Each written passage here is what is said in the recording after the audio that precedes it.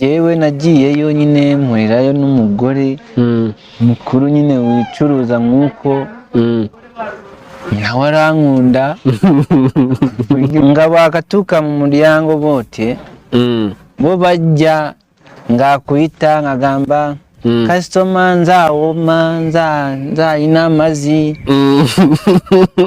gusa mba numvisha umugore aravuze ati uyu ni umunyarwanda ati ngwino hano ninjye uryoshye wangu njye sinzi imbaraga aho zavuye ngenda muterura musohokana mu nzu mushira hanze bitanza ndifungirana. Ifandwa TV Factory Rwamagana TV. Ukitubwira uko urugamba rwari rukomeye mu gihugu cya Uganda, igihugu cy'abaturanyi, ese kugira ngo ugere mu kabari utangire ukorere abakazi baho byaje bite byo? Ni ukuvuga ngo abo batipe nakubwiraga bo barakujyana kuba bamenyereyeyo akakwereka izo ndaya nyine abo bantu bigurisha, hari abaye amazu arimo abantu bigurisha kuva kuri nivo yo hasi kugera kuri yo hejuru. Gusa njyewe nagiyeyo nyine mpurirayo n'umugore mukuru nyine wicuruza nk'uko nawe arankunda buryo nyine we nawe yari afite icyumba cye muri iyo nzu. Wowe ugenda ubagana ni ukuvuga ngo ukigera mu muryango winjirayo wogura amazi gusa, ayandi nyine uba ufite nayo kuza kugura isatuye. Ni ukuvuga ngo ukinjira mu muryango bagusamira hejuru mwati ngenda ryoshye. Ese ubivuze mu Kiganda wenda kugira ngo bumve yuko tutarimo no kubeshya, baza bagusatira bakubwira ngo iki? Kagamba ngabakatuka mu muryango bote bo bajya ngakwita nkagamba customer nzawoma nzayina amazi kagamba ye ngajyana ngayagaro kukwatirira ko ku kasoroko cyangwa se ubwambure bwawe kaza kabara abufasheho kugira ngo wowe uhite uva mu byawe nyine wumve ko ari we mwajyana. Ni ukuvuga njyewe nagezeyo ntabwo nari nakamenya ururimi neza, gusa mba numvisha umugore aravuze ati uyu ni umunyarwanda ati ngwino hano ninjye uryoshye. Yewe rero nakurikiye iryo jwi ry'umuntu numvishe w'iwacu. Ubwo jyana mu cyumba cye ujya kwihahira, dukora ibyo dukoze. Umugore nyine amanomero ze ngo nyine ninzaza magera njye muhamagara, niyo yaba ari afite undi mukiriya bari kumwe azaza ahita agira gute aza ntore abo batarandwanira. Biza nyine kugera kure, umugore nyine no mu rugo aza kuzayo aho mba, akaza mu buryo nyine bwo ngo twabaye inshuti, ariko ibintu yankoreye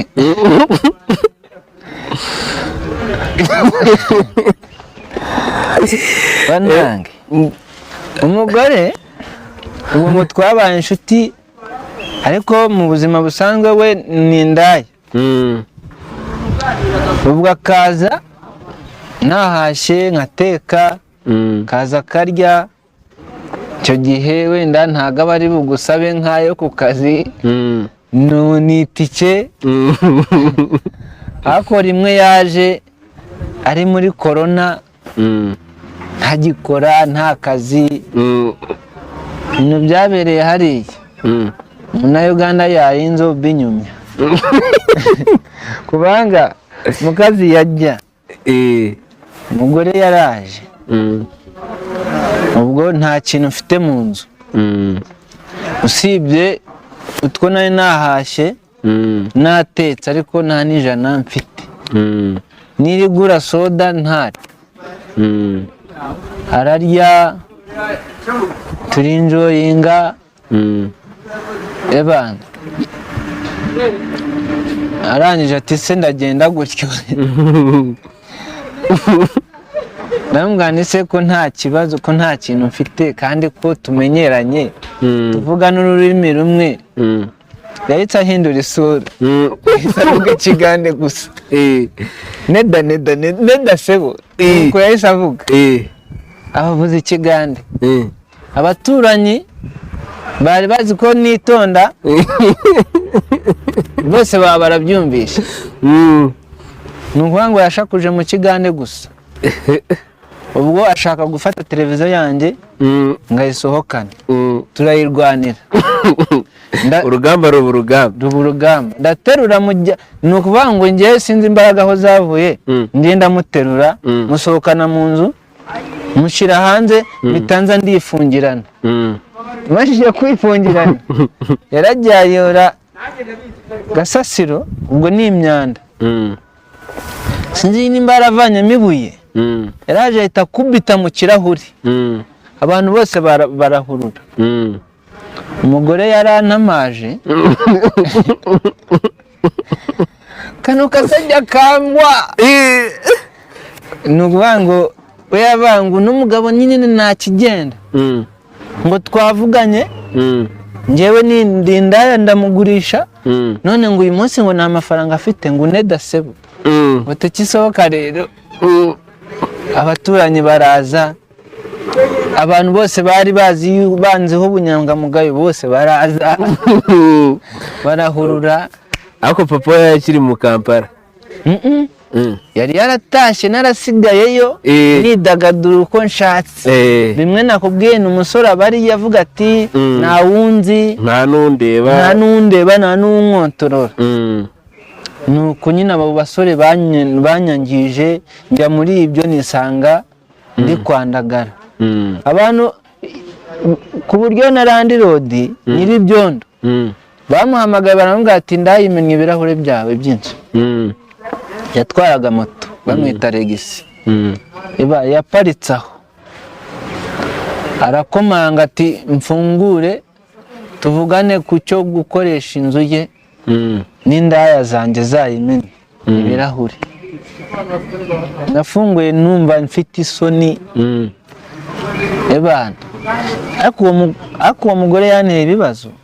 Hashize iminsi njyewe nagiye ku kazi nsize mu nzu, ni ukuvuga ngo umuriro warabuze ndi guteka nijoro ncana imbabura nibagirwa gucomokora hehe kubera natekeraga ku muriro nibagiye gucomokora iriya hot plate. Noneho njyewe birangira nyine ndaryama umuriro waraye ubuze.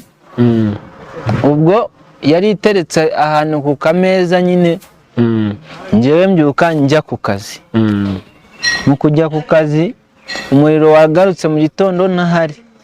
Ya hot plate irashyuha koko itangira bushyuhe kujya kuri ya meza. Imeza iracumba umwotsi, babona mu nzu hari gusohoka umwotsi. Ngo ni nyuma y'uko iyo ndaya dushwanye yarakumage ebana. Ubwo nje aho narindi byanjemo ati ku mu rugo nta kintu cyahabaye. Naravuze nireka ngereyo ndebe. Nagezeyo nsanga ingufuri bayimennye, imyenda yose yuzuye imbyiro. Nubanga iyo meza yaracumbye ntago yatse, yaracumbye umwotsi wuzura mu nzu, ibintu byose bijyaho umwotsi. Hafi na televiziyo iyo ndaya yendaga gutwara nayo yari igiye no gushya. Nasanze buri kimwe cyose bateretse hanze abaturage bashungereye. Tebana ari njye nkuru muri karitsiye, ari njye basigaye bavugaho. Ubwo buzima sinzabwibagira. Abasore nababwira ibibera hariya, iyo ugezeyo kiriya ni igihugu giteye imbere, cyiza mu buryo bumwe, kibi mu bundi. Naho uri umusore ngo ugiye gushakirayo ugiye kononeka nta bindi, kwangirika nicyo kiba kikujyanye, kukugerayo ukangirika birangira wangiritse. Rero inama nagira abasore, ese kugira ngo ufate umwanzuro wo kugaruka mu Rwanda byo byatangiye bite? njye naricaye ndeba ibyo bintu byose biri kumbaho, ndareba mbona nta future mfite hari, ndavuga ni reka ntahe bino byo maje kumenya mbikorere mu rugo. Hari igihe aho nakoreraga ni ahantu haba babita abayayi hariya, ariko ubwo hano wavuga ko ari abantu nyine b'ingegera baba mayibobo. Si mayibobo ngo nta kazi agira, ahubwo aba ari umuntu ufite akazi, agura ibintu bishaje, ari n'umukire, ariko harimo ari n'umujura muri make. Bo rero iyo bavuze ngo ni umuyayi, bo babasha guhita asobanukirwa icyo ari cyo. Ariko hano twamwita ko ari nk'umuntu w'umujura, w'umuriganya, ariko ufite ibintu, wa wundi ushobora gutuma umuntu akaza akakwiba akamuha amafaranga. Ni ahantu uno musore mujya mwumva ngo Bobi Wine, niho hantu ubundi haba abantu be bamufana, ku buryo ni ukuvuga ngo hari igihe higeze gushya. Ni ahantu hanini hangana nk'umudugudu, ariko haba hagiye hubatse amazu y'imbaho, noneho umwe yasize imbabura yaka. Ndakubwiye ni icyo giturage cyose cyarahiye, ku buryo wabonaga umuntu ari gufata firigo ayikorera ari umuntu umwe ari gukiza ubuzima ngo arebe yuko yasagura. Ubwo nanjye ahantu nakoreraga ubutelefone bw'abandi bumwe bwarahiye, radiyo z'abandi zimwe zirashya. Nyuma y'uko utwo tuzu duhiye rero uhita ufata umwanzuro wo gutaha mu gihugu cyawe, ukomeza urugamba rwo kugira ngo ubeho. Ni ukuvuga ngo nyuma y'icyo gihe urumva nahombye byinshi, ndavuga ni rero reka nahe yo gukorera iwacu, kuko ahantu hose burya waba wakora, kandi burya gusonzera iwanyu si nko gusonzera mu gihugu cy'abandi. Niyo nama naho urubyiruko, kubera yuko nyuma y'uko korona ije ibintu byose byagiye bihinduka. Icyiza rero ni ugusonza, ugasonzera iwanyu, ugasonzera n'umuntu uri bwayura akamenya ururimi wayuyemo, kubera ko hariya urayura, uriya akayura mu kirogwara, uriya akayura mu gitoro. So rero ni byiza ko wakayura umuntu akamenya ko bayuye ari umuntu mwene wanyu. Niyo nama naho urubyiruko, kwishora ngo hanze, ngo mu Rwanda byaranze, ngo mu Rwanda ngo se wakora iki. Birahari byinshi byo gukora, nk'ubu nawe uri gukora. So rero inama nagira urubyiruko ni ukwihangira umurimo, kandi tukanabikunda, ntiducike intege. Ubundi baravuga ngo bitunguramye. Aha, ngayo nguko rero mwumvishe umusore wacu Assouman ibyo yahuye nabyo mu gihugu cya Uganda. Kuri uno munsi wa none akaba ari mu gihugu cy'u Rwanda, agirira inama urubyiruko ko batagakwiye kujya bishora mu gihugu cyo hanze nta kintu kigaragara bagiye gukora, cyangwa se niyo banagerayo ngo birinde kwandagara.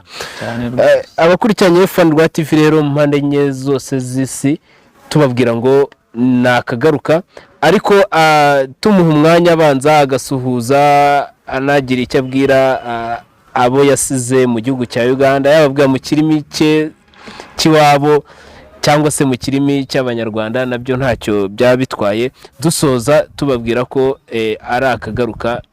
Ciao ciao. Kansuhuze abatipe twari inshuti b'abanyarwanda ba Damascene, n'abandi bari abafumbira, hari umurema twakoranaga.